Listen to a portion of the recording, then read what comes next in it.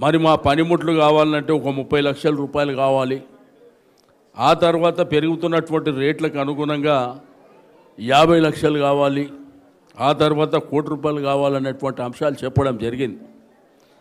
ఆ రోజు జోగు రామన్న గారు మంత్రిగా ఉన్నప్పుడు ఈ కార్యక్రమాన్ని చేపట్టడం జరిగింది. ఆ తర్వాత గంగుల కమలాకర్ గారు మంత్రి ఉన్నప్పుడు గౌరవ ముఖ్యమంత్రి గారి ఆదేశాల మేరకు ఆ రోజు హరీష్ రావు గారు మేము వీళ్ళ కులవృత్తి ధ్వంసం అయిపోయింది కాబట్టి ఏదో విధంగా ఆదుకోవాలనేటువంటి సంకల్పంతో కార్యక్రమాలు చేసినాం. ఆ తర్వాత మనకు ఉండడానికి నీడ కావాలని కొంతమందికి డబుల్ బెడ్రూమ్లు వచ్చినాయి.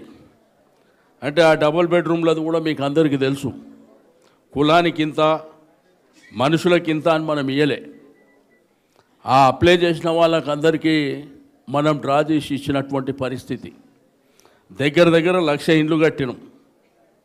ఆ 1,00,000 ఇండ్లు కట్టినవి కూడా మీకు టీవీలో చూసినా పేపర్లో చూసినా అద్భుతంగా కనిపిస్తున్నాయి.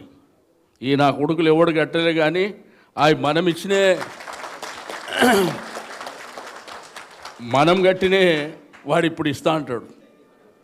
దానికి ఏంటంటే ముఖ్యమంత్రి గారి ఆఫీసు జోక్యం చేసుకొని బ్రహ్మాండంగా చేసిరట. ఎవడయ్యా జాగిర్రా నాయన, కట్టింది మేమైతే. ఒక ఇల్లు కట్టిరా ఏంటన్నా, ఒక్క ఇల్లు ఇందిరమ్మ ఇల్లు అని చెప్పారు. కట్టిరా ఇందిరమ్మ ఇల్లు? వాడు ఇల్లు గుంజుకోకపోతే ఆ దేవుని మొక్కాలి తప్ప వాళ్ళ జీవితంలో ఎవరైనా ఇల్లు కట్టిర్రా?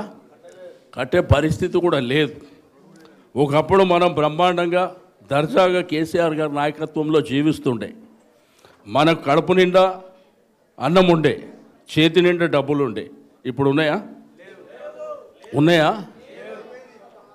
మా అక్క చెల్లెళ్ళు కూడా ఇంతకుముందు మాట్లాడేటప్పుడు చెప్తున్నారు, వాళ్ళు వస్తారు సార్, వీళ్ళు వస్తారు, పైసలు మాత్రం వస్తలేవు అని చెప్పి.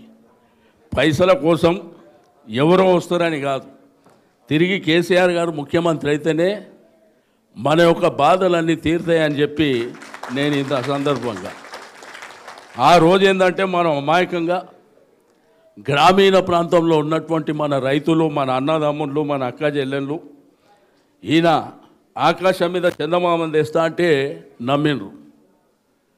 ఏది పడితే అది ఇస్తామని చెప్పారు.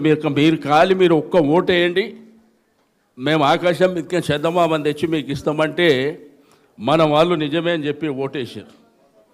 2,000 పెన్షన్ 4,000 ఇస్తా అన్నారు. ఇచ్చిండ్రా? తులం బంగారం పెళ్లికి.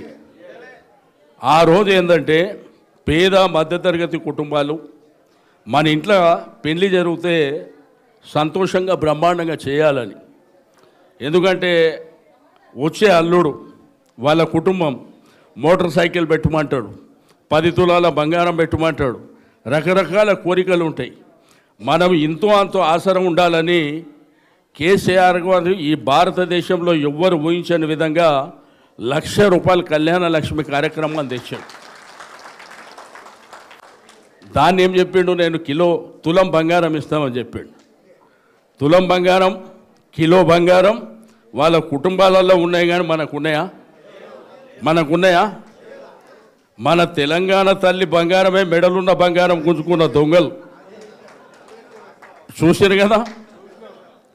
రెండోది, కేసీఆర్ గారు ఆ రోజు పేదవాళ్ళు తాగడానికి మంచినీళ్ళు ఫ్రీగా ఇద్దామని చెప్పి మనకు వచ్చే ఇండ్లల్లో నీళ్ళు ఆ బిల్లన్నీ మాఫీ చేసి ఫ్రీగా ఇద్దామంటే ఇప్పుడు బిల్లు తీసుకొని వస్తుండ్రా లేదా? ఆ బిల్లు తెచ్చేది నెలదా 2 నెలదా?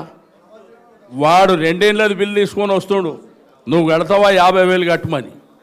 మీరు ఎవ్వరు కూడా 1 రూపాయి కట్టవలసినటువంటి అవసరం లేదు, ఏ రూపాయి కట్టవలసినటువంటి అవసరం లేదు. ఎవరన్నా బలవంతంగా దౌర్జన్యం చేస్తే మేము ఉన్నాం, మీరు భయపడవలసినటువంటి అవసరం లేదు. మళ్ళీ మన ప్రభుత్వం వచ్చిన తర్వాత వాళ్ళ దగ్గర వసూలు చేస్తాం కానీ మీ దగ్గర మాత్రం కాదని చెప్పి నేను ఈ సందర్భంగా తెలియజేస్తూ ఉన్నాను. కాబట్టి ఒకటి ఏంటంటే కేసీఆర్ గారు మనని ఆత్మగౌరవంతో బతుకుమని చెప్పాడు. ఆ రోజు మనకు చెప్పింది అదే, పేదలైనా మధ్యతరగతి కుటుంబాలైనా బీసీలైనా సంతోషంగా బతకాలనేటువంటి సంకల్పంతో వారు కార్యక్రమాలు చేసుకుంటూ పోయారు. వారు ఏ కార్యక్రమం చేసినా కానీ మననేం అడగలే. మనకి ఏం అవసరాలు ఉన్నాయో దాని ప్రకారం కార్యక్రమాలు చేసుకుంటూ పోయారు. మీరు ఎట్లా బతకాలి, మీ ఆడవాళ్ళు ఎట్లా బతకాలి, మన కొడుకులు బిడ్డలు ఎట్లా బతకాలి అది ఆలోచన చేసాడు. కానీ వీళ్ళేమో ఏడో దొరికితే ఆడ దోచుకుందామనే కార్యక్రమంలో ఉన్నారు.